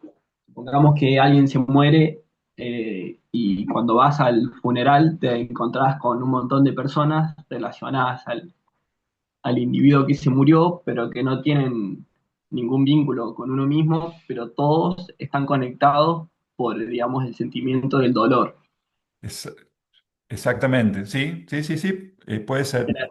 Ya sería como la Una emoción unificación. común, sí, porque la efervescencia colectiva se basa precisamente en ese sentir común que hace actuar eh, en forma común, digamos, ¿no? Y eso tiene una conexión también con el volumen de la conciencia colectiva que es similar. Entonces, ahí está la uniformidad. Y también está el hecho de que haya, digamos, una cohesión profunda, digamos, en esas sociedades porque no están diferenciadas, en el caso, digamos, que analiza Durkheim del tótem. Tal vez en una sociedad secularizada, en una sociedad donde el centro está en el individuo, esos momentos de emoción colectiva sean más intermitentes, digamos, y sean más esporádicos, digamos, y que no tengan por ahí necesariamente un sentido religioso, pero sí lo pueden tener un sentido, una efervescencia colectiva nacionalista, digamos, una emoción colectiva en torno a la nación, que últimamente, digamos, eso se puede manifestar en el caso, digamos, en casos recientes, por ahí, cuando gana la selección de fútbol, la selección nacional, cuando gana la selección, eso genera, digamos, una emoción colectiva que por ahí no se ve en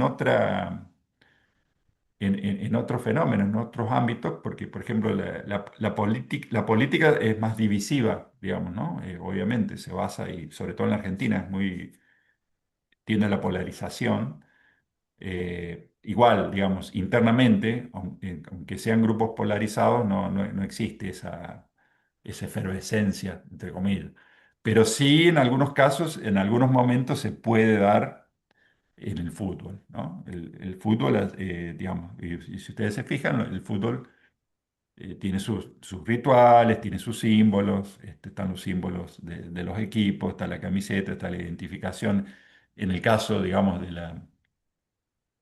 una ciudad grande como Buenos Aires, los equipos también están ligados a una identidad barrial. Fíjense, como un símbolo de una práctica deportiva tiene toda una serie de connotaciones que la asemejan, digamos, a una conformación así como mini comunitaria, ¿no? Donde también puede haber momentos de, entre comillas, de efervescencia, ¿no? Es interesante, por eso es bueno. Está bueno el ejemplo, digamos, del funeral, porque ahí también hay emoción común, digamos. Obviamente, a partir de allí no se constituye aunque si es una persona, digamos, que ha tenido una impronta, digamos, que le ha permitido conformarse como referente, digamos, de alguna práctica social, por ahí puedes mantener ese vínculo, ¿no? Más allá de lo familiar, me refiero, ¿no? Generalmente es lo familiar lo que queda, pero bueno. Bueno, eh, nos hemos extendido demasiado, parece. Bueno, el suicidio y la integración social se va a complementar eh, con, con el práctico, va a ser analizado en el práctico. Nosotros algo habíamos visto, eh, pero básicamente el suicidio, a ver si lo vemos acá. eh, Tiene como, digamos, así como nosotros lo podemos ver, este estudio se sitúa en, la, en un desarrollo posterior, obviamente, porque la división social del trabajo social es el primer texto de Durkheim, es importante, y así como en la solidaridad mecánica, eh, se manifiesta o él la pudo analizar en una conciencia colectiva conformada por una idea religiosa, ¿m? O conformada por la religión. Los problemas de la regulación y de la integración social se derivan de una sociedad donde haya habido un proceso de individuación.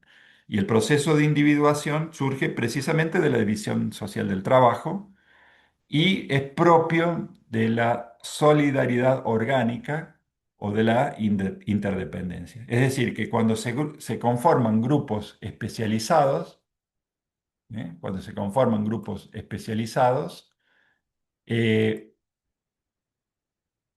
hay un proceso de individuación. Es decir, el que se especializa en un tipo de producto o de producción o de actividad económica, va a pertenecer a instituciones distintas al que pertenece otro individuo que hace otra actividad y que pertenece a otras instituciones. Entonces, eso lleva a una fragmentación de la conciencia común, a una menor rigidez, a un menor volumen, a una intensidad menor. Fíjense cómo nosotros hace rato, cuando hablábamos de la efervescencia colectiva,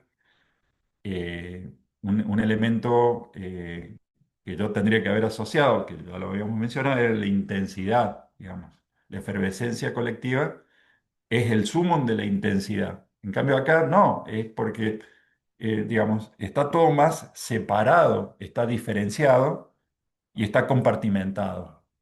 Y se mantiene unido por la interdependencia, porque todos se necesitan, pero la conciencia es, la conciencia diferenciada es el origen de la individuación.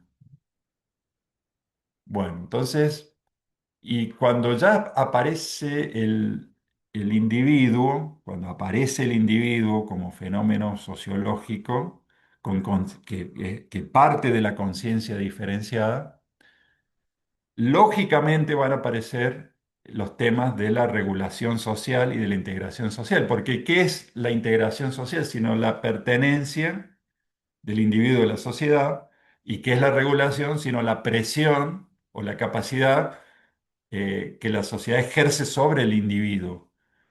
Cuestiones que en la solidaridad mecánica no se manifiestan porque ya están dadas, digamos. Hay una fuerte integración y está dada la fuerte regulación. En cambio, cuando eso se quiebra, aparecen estas cuestiones de la socialización, porque de alguna manera se tiene que incorporar, digamos, ¿no?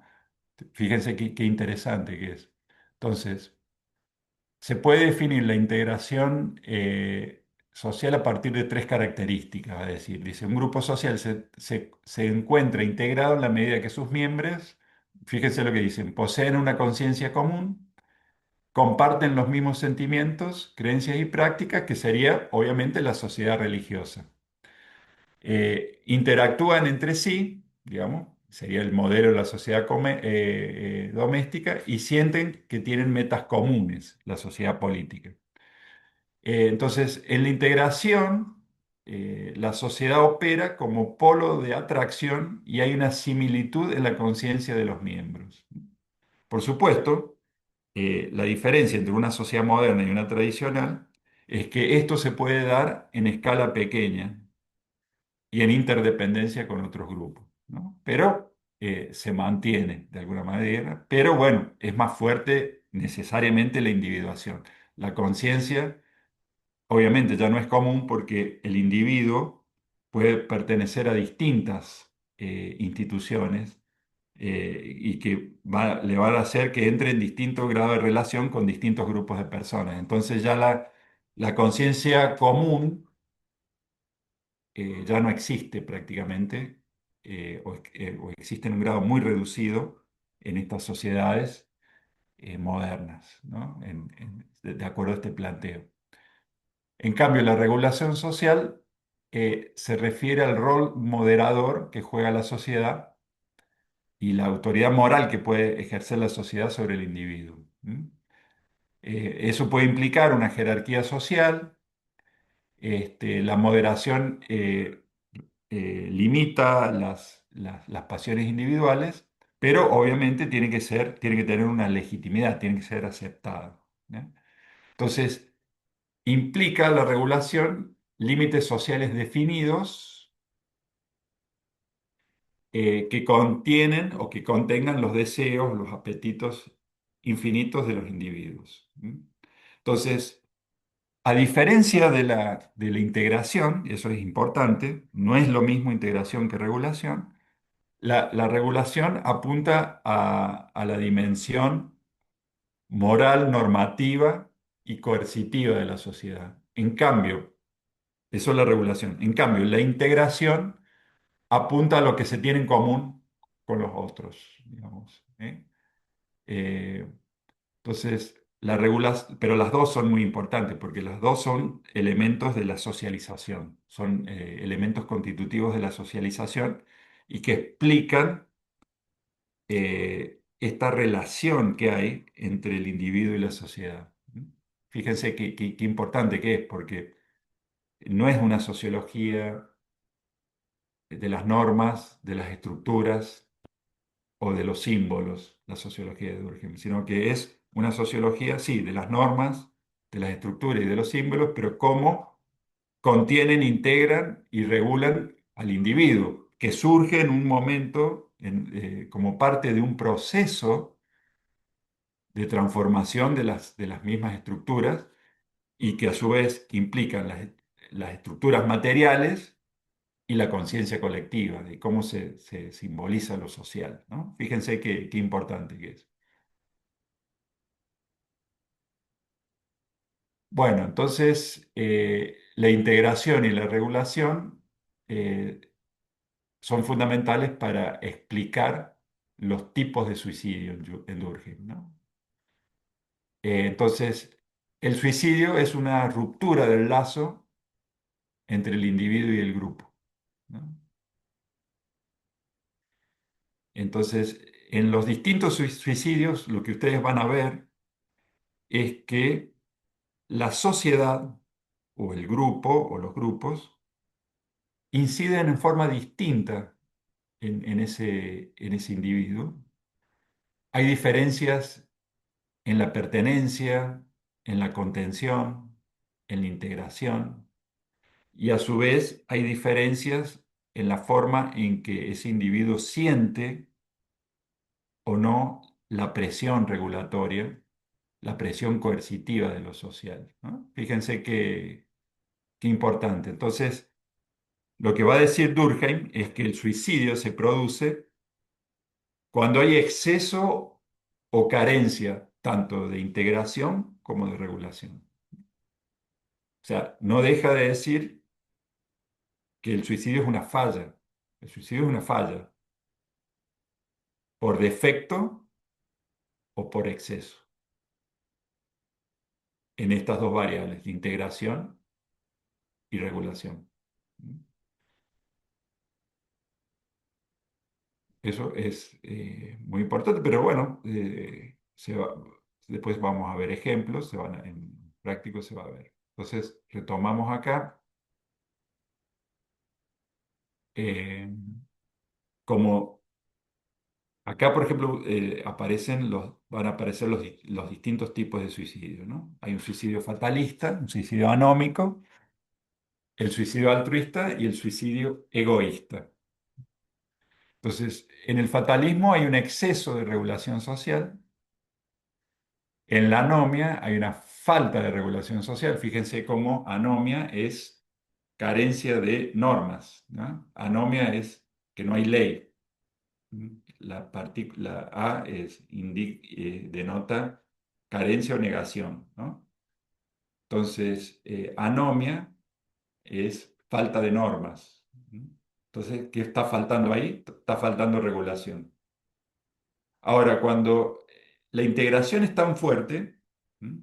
Como cuando se produce una situación de guerra, ¿no? Y el individuo ya está integrado, digamos, en un grupo militar, digamos, donde ya tiene un entrenamiento, un sentido de pertenencia, una conciencia común, puede llevar a la inmolación, digamos, en actos heroicos, pero que se puede asemejar a un suicidio, pero es por el exceso, digamos, de integración social, digamos. Es tan fuerte la integración que el individuo no tiene ego, sino que es todo altruismo en el sentido que es la comunidad. Es un altruismo no en una persona individual, sino que es un altruismo en el todo, en la comunidad. Eso también es una distinción importante. Y cuando no hay integración social, cuando falta la integración social, ¿qué predomina? Predomina el yo, predomina el deseo individual, ¿m? Que se combina también en cierta forma con la anomia, pero no es exactamente lo mismo. Entonces, el egoísmo es falta de integración, es el yo primero y no la comunidad, no el grupo, ¿no? Ahora, ¿qué pasa? ¿Por qué eso es importante en el suicidio? A ver, digamos. Si el egoísmo es el estado en el que yo individual se afirma excesivamente frente al yo social, eh, y a expensa de podemos darle el nombre de egoísta al tipo de suicidio que resulta de una individuación desmesurada. ¿Mm? Entonces, hay una diferencia para Durkheim entre individualismo y egoísmo, ya que el egoísmo sería como una individuación avanzada o excesiva, ¿no? Fíjense qué interesante. Bueno, y después, ya vamos terminando, La integración demasiado fuerte implica el suicidio altruista. Así como el individuo egoísta provenía de una individuación demasiado fuerte, el altruista proviene de una individuación débil. ¿M? Entonces, Durkheim situaba el suicidio altruista en las sociedades primitivas debido a un estado de impersonalidad o altruismo que no se da en las modernas sociedades individualistas. En estas sociedades, un ejército es lo que más, eso que hablábamos recién, se relaciona con aquellas sociedades. Grupo masivo y compacto que encuadra al individuo y le impide moverse por su propia iniciativa. Bueno, hay muchas formas de organizarlo militar, pero eso, bueno, podría ser una. Bueno, y después hay cuestiones que tienen que ver, lo vamos a pasar, que es que hay suicidios y grupos sociales, que es importante porque después se puede ver con más detalle. Él analiza los grupos sociales y la incidencia, la tasa de suicidio varía, ¿no? Entre católicos y protestantes, solteros y casados, pero eso es, eh, son diferencias en el nivel de integración y regulación, ¿no? Porque los grupos sociales tienen que ver con eso, ¿no? Con el grado de integración de la persona en ese grupo y cómo se vive o no la integración y cómo se vive o no la regulación. O sea, como que es una variable, digamos, como que es un nivel de análisis más empírico, pero que traduce la misma idea, no se sale de la misma idea. Y después, la regulación social débil, el suicidio anómico, es por falta de reglas. Dice, cuando el dominio del grupo se debilita, la regulación se debilita. El individuo se encuentra frente a sus deseos y pasiones y esta ruptura del equilibrio puede llevar al suicidio anómico. ¿Mm? Entonces, la anomia se refiere a la falta de reglas y el acento está en el hecho de que las pasiones que surgen del proceso social de individuación no están contenidas por reglas morales y que los individuos padecen esa situación. Entonces, el concepto de anomia, en Durkheim, demuestra la preocupación del autor por los problemas derivados del debilitamiento de la moralidad común. Entonces, todo remite a esa problemática, ¿no? Fíjense cómo el individuo está en el centro del proceso social, ¿no? En la modernidad, ¿no? Porque hay como una emergencia, digamos, del individuo y del proceso de individuación, pero este autor lo conceptualiza muy claramente el concepto, el proceso, ¿no? De una sociedad tradicional, una sociedad moderna, el avance de la división del trabajo, el proceso de individuación y los cambios concomitantes en la conciencia colectiva, digamos, que se va reduciendo, se va debilitando, se va haciendo más flexible, y eso deriva en, igual, digamos, en unas formas de vínculos y de solidaridad diferentes, y también en las diferencias en el proceso de socialización que plantean la problemática del individuo y la sociedad.